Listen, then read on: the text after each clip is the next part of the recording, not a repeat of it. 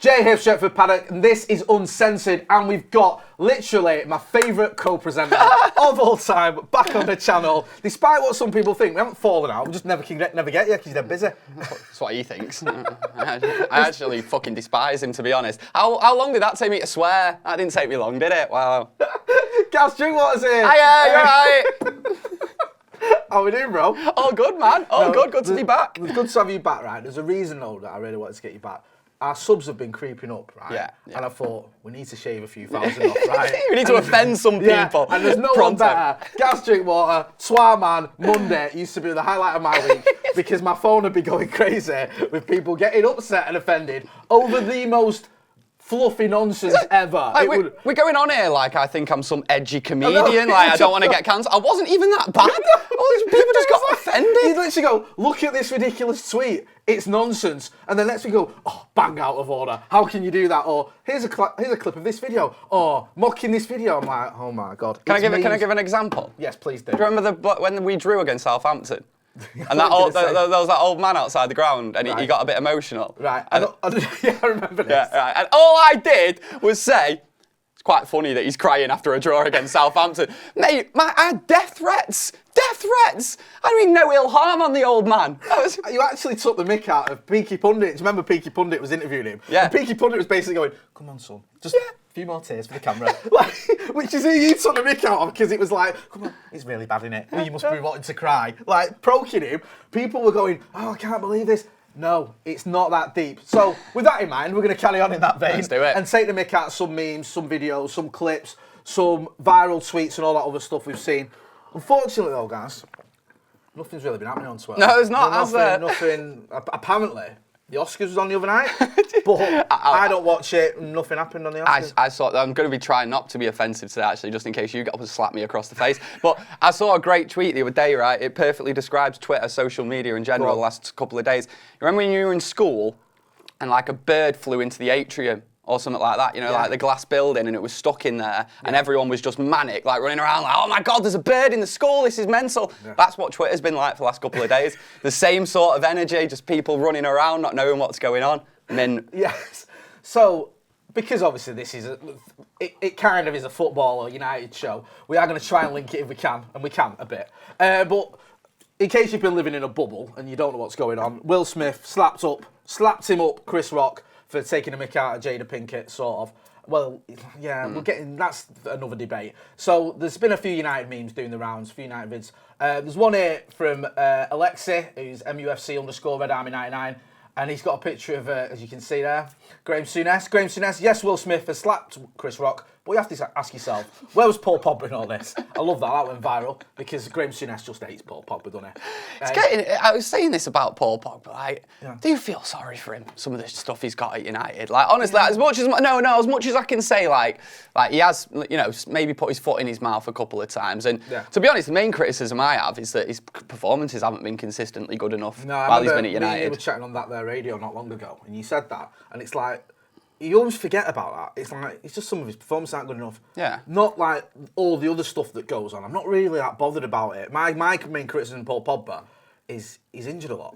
Yeah. Do you know what I mean? And like, you know, you might go, well, that's not his fault, but he's still at fight. He's missed a quarter of the game since he arrived, and we've needed him in some of those games. So yeah, the Paul Pogba stuff gets boring, and I understand why people are mocking Graham Souness, because Graham Souness proper hates him. Yeah, and I think a lot of like the media have criticised him for just stupid reasons. Yeah, he seems like a pretty like decent family man. Everyone seems to get on with him. Everyone seems to like him. I don't dislike him as if anything, I love him as a person. The way he comes across, I like the way he comes across. Seems like a fun guy, but the only criticism is he's just not that good. Sauce. Sauce. My opinion. Yeah. You're not allowed opinions, so keep it to yourself. Okay. That's not it's not a forum for this. Slap me. Don't slap me. Okay. It might look soft, but it's from a visual. Can I call you G.I. Joe, actually, because you're bald as well, or is that going to kick off? Keep my hair out your goddamn mouth! Right. Sounded rude, that. Keep your hair out your mouth. There's going to be loads of ginger jokes as well here, like I'm going to be dead offended by that. I never do that. My eldest is ginger. I love the gingers. Right, Will Smith at the Oscars. Here's my little contribution to the old meme debate. Here's Will Smith at the Oscars according to Roy Keane. Do you know what? What I might do is I might smash into somebody just to make me feel better. It's making his wife feel better, wasn't it? Yeah, it was, because he was laughing, wasn't he, old Will? He was loving funny, it. that. Hey, Chris Rock's his mate, kind of, like, a little bit of a laugh and a giggle. Looks across, and he's thought, I'm either going to have constant grief at home for the rest of my life, and any argument I'm going to have, you never stuck up for me that time we went to the Oscars, or I'm going to get a bit of grief on social media. I'll go to social media. Look, I am, far be it from me to declare myself an expert in female psychology. Don't let that stop you. But I'm just going to say, like, I reckon that most women would have been well embarrassed by that. Like, genuinely, seriously speaking, they'd have been proper humiliated by that. If I got up and did that, firstly, the slap wouldn't have been as good. It would have been pathetic. Yeah. But my missus would have walked out. You know, I'm not spending the rest of the night with this guy. He's just shown me and himself up on, like, the biggest stage possible. Clown. I think, personally, I'm not having a dig at my missus. She's lovely, but she's a mother of three from Salford. I think she'd have been up before. Yeah, good point. Good point, actually. Yeah. You talking serious? If my missus looked at me like that, I'd be like, what are you going to do about it? Get up there, love. Go on. Get up I'd be there. like, I'm sorry, Chris. Sit down. He's having a laugh. Exciting news, our friends over at Manscaped have just launched their 4th generation performance package, and that includes the Lawnmower 4.0. 4.0? That's right, the Lawnmower 4.0, which includes a 7,000 RPM motor to take care of your spuds when you need it most. Make sure you join 2 million men who trust Manscaped, and you can do that by going to manscaped.com and getting 20% off and free shipping using the code Paddock20. We've all had it where you're trying to trim downstairs, you've got a big date coming up, it's your Valentine's, it's the anniversary, you need to look spick and span down there. But what happens? You end up using your mum's hair scissors, you end up trying to do something weird, getting a blowtorch out of the shed, using an axe that your dad uses to chop wood for the fire. None of that's going to work. You're going to cut yourself, you're going to nick yourself. We've all been there, using the scissors to try and go around your balls like some sort of weird stencil. It's not going to work. You're going to nick them, and you're going to really regret ever trying to make it a DIY job. That's where Manscaped comes in. Look at this. This, quite simply put, is the greatest device in trimming your pubes that has ever existed. It's a Lawnmower 4.0. It's got a 7,000 RPM motor, and the best thing about it is the anti-nick technology. You can see that there. Anti-nick technology, right? What that means is you're not going to catch your spuds when you're trying to clean up in your trousers. Make sure you check out Manscaped. Again, it's not just this. They've got this, the Crop Reviver. This is what you put on. You're going straight out after work. It's in your work bag. Let me just nip to the toilet. Tss, tss. Let me just freshen up. You got this bad boy, the Crop Preserver, straight out of the shower, pop it on. Deodorant for under the arms, Crop Preserver for under the garms. You know what I mean? You know what it is. And one of the best things about the Lawnmower 4.0 is that it's waterproof. So you can do it in the shower, you can do it over the sink, you can do it at a public pool if you really want to. You might get kicked out, but you can do it there. That's the thing. Shave your pubes out in the rain if you want to. If that's what your thing is, you've got some weird fetish where you get in your truck, you drive out to a hillside, get in the flatbed, wait for it to rain, trim your pubes. This thing isn't going to electrocute you, and you're fine to do that because that's your property. Or just do it in the shower like I do. It's fantastic, easy clear up, and you don't have to worry about it breaking. And not just does that mean, yes, I can do it in the shower. It also means it's easy to clean because you get in there. Sometimes you get your little brush, trying to do it, trying to blow on it, get your little pubes out. No one wants that. Run it under the tap. It's clean, perfect to be stored away. So, you know what, your mum don't find it or your missus don't find it. Or she might use it, to be honest. So make sure you check out manscaped.com. Again, use the code Paddock20 at checkout for 20% off and free shipping. Thank you once again to Manscaped for sponsoring the podcast. Back to the show, lads. The Oscar story, the Chris Rock, Will Smith story, I think for the best analysis, we need to get the expert. We need to get someone who can not only give us his take on it and, you know, get to the deep, sort of the bones of it all, but also do it in a plethora of accents. And that is Mr. Liam Payne. I don't know if you saw Liam Payne's interview on GMB, which was remarkable for several reasons. It had everything. It had a bit of bragging about the fact he'd sold out Madison Square Garden, name dropping the fact he knew both Chris Rock and Will Smith, used to live near Will Smith, and it had an accent change in the middle, which can only be described as baffling. An accent change? About 5. I counted Northern Irish, I counted Welsh, a bit of California. Yeah. No Wolverhampton though, which is where he's from. Yeah. Play the vid. Have a look at this in case you missed it, because this is quite something. And to be honest with you, Will Smith actually used to live behind my house. I've had the pleasure of knowing his son and his daughter very well, and we did Men in Black 3 with him. It sounds a bit Dutch. He had the right to do. I also felt there were 3 losers in one fight. There was a powerful moment for me to sit and watch one of the world's best emoters in the... Emoters? Emoters? It's like Scandinavian. I would rather take the beauty out of the situation than take the pain. Liam Payne, of course, formerly of One Direction. We're live on Good Morning Britain. Thanks for your reaction there. I mean, who should we be angry with? Chris Rock or Will Smith? I don't know. Listen, I can't speak on this. I can't speak too hard on this because I met Chris when I was younger, and it was when we sold out Madison Square Gardens, and it was a very illusional time for me because I was a teenager who just sold out Madison Square Gardens. It's very strange. Like I say, let's take the beauty out of it. We got to watch the world's best emoter ever. He's trying to be intellectual, isn't he? He's trying to say something clever and profound. Yeah. It's a beautiful moment, and he spoke from the heart. So let's just take the positive out of it. How should we move forward now, do you think? I think we go on a fantastic evening. I can't believe I'm in LA again for the first time since COVID. I'm sorry to make you guys jealous from home, but it's fantastic to be out here. I feel a very fortunate boy. To be speaking like that. I mean, I'm from Wolverhampton originally, and I was brought up very humble beginnings, and I'm at the Oscars. Right. First of all, Gaz, emoters. No, he's trying so hard, isn't he? Emoters. Bless him, he's trying so hard to say something profound and something intellectual there. And really, just a bloke's got on stage and slapped another bloke. Like, it's just funny, innit? You don't need to look into it too deeply, but he's trying to sound dead clever and like you're part of the Hollywood tribe. Yeah. Nah, mate. It's like Wolverhampton. emoters, but I love the bit where the guy goes, you're live on British television, basically. And he thinks in his head, I need to stop talking in this hybrid accent and speaking in a British accent because I'm live on British television, and he starts sounding a little bit more British. Steve McLaren's about it, innit? It is. Yeah, it is Shropshire Twanter. Rational. Yeah, and Joey Barton. Joey Barton did it as well, didn't he? Yeah, I like to play football. Like, what are you doing? Just so, and also, as Gaz has just pointed out to me then, like, he says, like, it's my first time back in LA for a couple of years or whatever. Yeah. Like, you'd think he'd been living there for 10 years to speak like that. I once met a bloke who was from Blackburn. He spent, like, the first 30 years of his life in Blackburn and then 20 years of his life in LA. Yeah. And he did have a weird accent, to be fair. It sounded weird, but 20 years, 30 years. He said it's the first time since COVID. I thought he'd been there for a couple of years or something. No explanation for it. Also, no one from Wolverhampton says Wolverhampton. Nobody says it like that. Wolverhampton? Like, that's it. It's, you know what I mean? Do you know what, though, Gaz? I don't think that's the most cringeworthy interview that Liam Payne's done. Funny you should say that, Joe. We're just discussing this before, right? So there is an article online here. You'll probably be able to see it now. We're going to put it on the screen here. I once interviewed Liam Payne back in my commercial radio days, and I remember this interview because it did basically go online and became this viral thing because it was described as one of the most cringeworthy interviews people have ever heard. So basically, this was around the time that Liam Payne, he just split up with Cheryl. I was about to say Cheryl Cole then, bloody hell. She's had about 7 names since then, hasn't she? Whatever.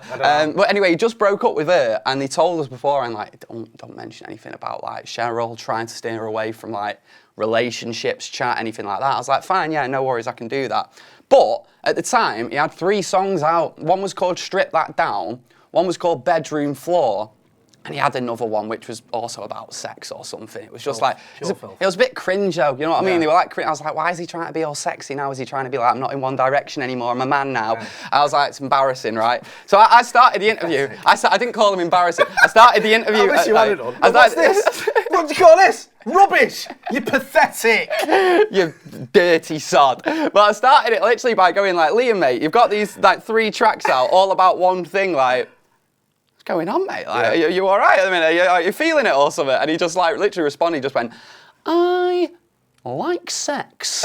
Like in the most Partridge way possible, like, I like sex. And I was like, that is mint, because I'm going to use that clip on every show that I ever do for the rest of my life. And honestly, he just spoke about how he has this, like, as a young man, you know, he likes to essentially get his end away. But he was going on about it, it's sort of in a similar way to that interview there. He was trying to be, like, spiritual, like, and intellectual about the whole thing. I was like, mate, just say you like a shag, you know what I mean? It's like getting your end away. It's not that. It's that. With that in mind, though, I've got a little Liam Payne story.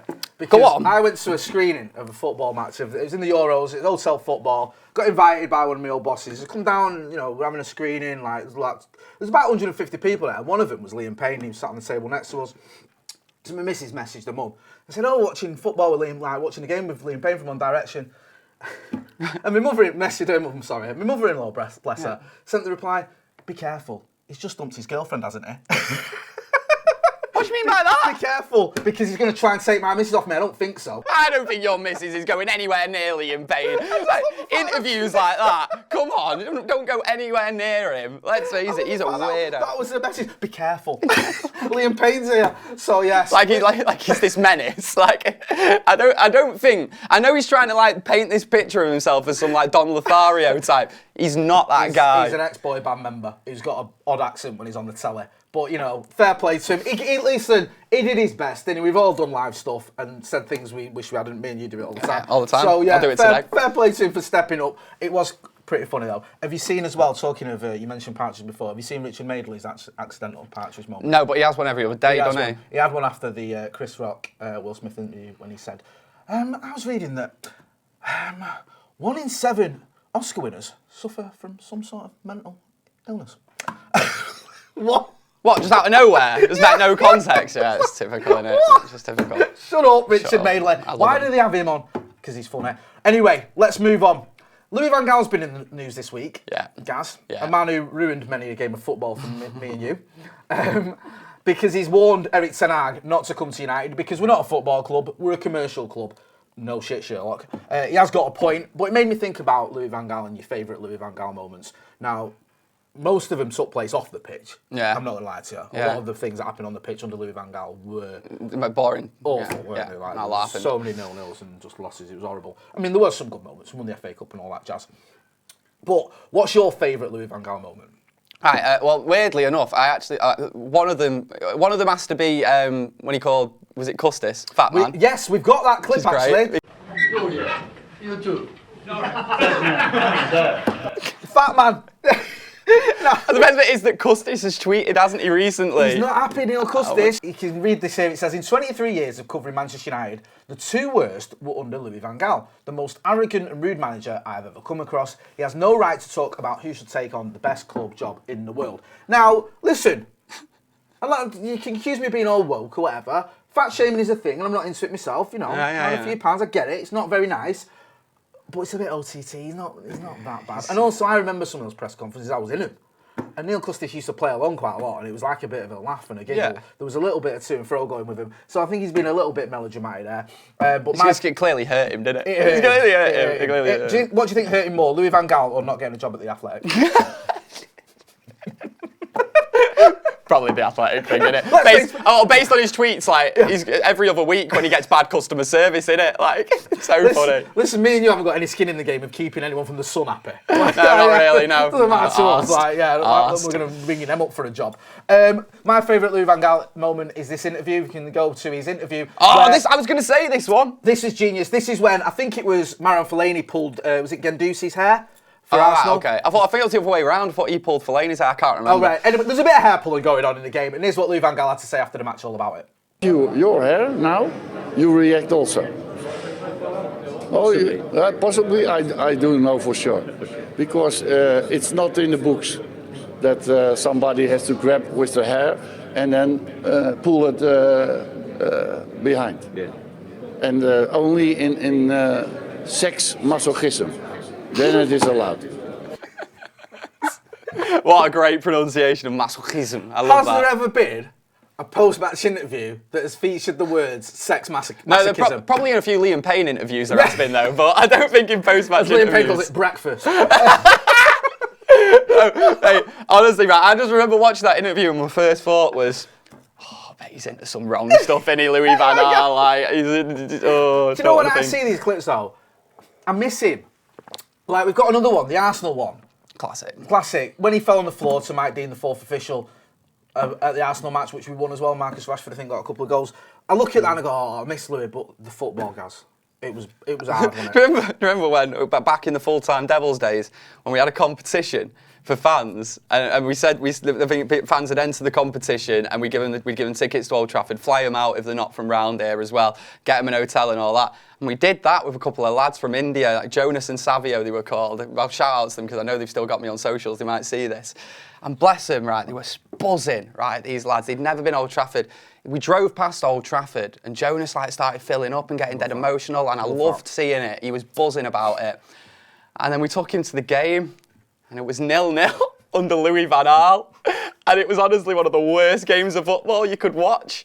And I just remember seeing him after, and he was like, oh, I don't care, I've got to see Man United, I'm happy. But I could just tell in his head, he was like, God, why couldn't we have got just one? For God's sake, Louis. Do you know what? It reminds me of that time, guys. You remember when you went out with Fair Share, delivering food across Greater Manchester? Yeah, thanks for getting that in, mate. Nice one, pal. Cheers, mate. He went out with Fair Share, as he's a good lad, guys, delivering food. Well, he just goes out there anyway, so we thought, why not film it? No, we went out there, we said, we'll do the thing, we'll highlight what Fair Share are doing. They're going out around Greater Manchester, delivering food to people that are suffering. And this was before Marcus Rashford sort of highlighted even more. Gaz went out, spent the day with him, great day.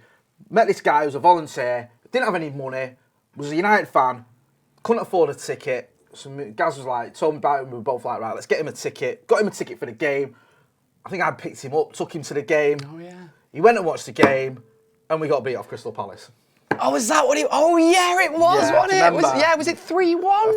I want to say 3. It was when Marcus hit the post with the penalty. Right, okay, do you remember? Yeah. I think it was that one. So we lost 2-1 to Roy Hodgson's Crystal Palace, which was... And he was all right. He was like, he's had a good day out, but I felt bad for him. Yeah. I thought, he's not been for years. We could have took him to so many games that we had. Despite how bad we are, we usually win at Old Trafford, and it's like... We took him to getting beat off Palace, who were like 14th at the time. Felt well bad. I know, and I felt bad. Felt bad for him. So, the moral of the story, if either me or him give you a ticket, just don't take it. Right. Moral of the story is, if we ever do a competition, don't enter it. Don't enter it, yeah. It's probably true. What else? No, do, please. Yeah. What else have we got for us? I'll tell you the next one we've got. Right, now, Gaz. Right. I've got something to tell you here. And I don't know how to say this, but I'm going to try, because you're my friend and we've known each other for best part of 7 or 8 years, whatever it is, and just don't judge me, but I am a YouTuber. Right, okay. I go on YouTube and make videos and that, right? So I'm a YouTuber. I've got to admit, I make videos on YouTube. You're a wannabe radio presenter. Then. Yeah, yeah. I'm a wannabe YouTuber. It's gone the other way now. But just because I'm a YouTuber doesn't mean I like lots of people on YouTube. No, in fact, no. Some of them I quite frankly despise. Okay. And thankfully, I don't have to deal with them, don't usually talk to them, I don't usually watch them. And I think that's a pretty good sort of way to live your life. You mean the overdramatic types? Yeah, don't you? overdramatic, just horrible, divisive, idiotic types who just want to cause drama and try and have this faux beef and all this other nonsense. And I was rather dismayed when a tweet came up on my timeline and I saw this. From Manchester United's Stuart Gardner, he works for MUFC, and I like Stuart Gardner, I ain't got an issue with him. Yeah. And he's assembled this dream team. Now, love Wes Brown, let's just count him out of it. Don't know who some of them are, but Arsenal Fan TV on MUTV. Why, Gaz? Why? See, what I don't get here, right? Why are we doing that? Like Robbie, that's who it is, isn't it, Robbie? And he's like, I have no doubt he will know what to say to sort of like maybe get the most views out of a video. He probably knows exactly the right thing to say to hook people in.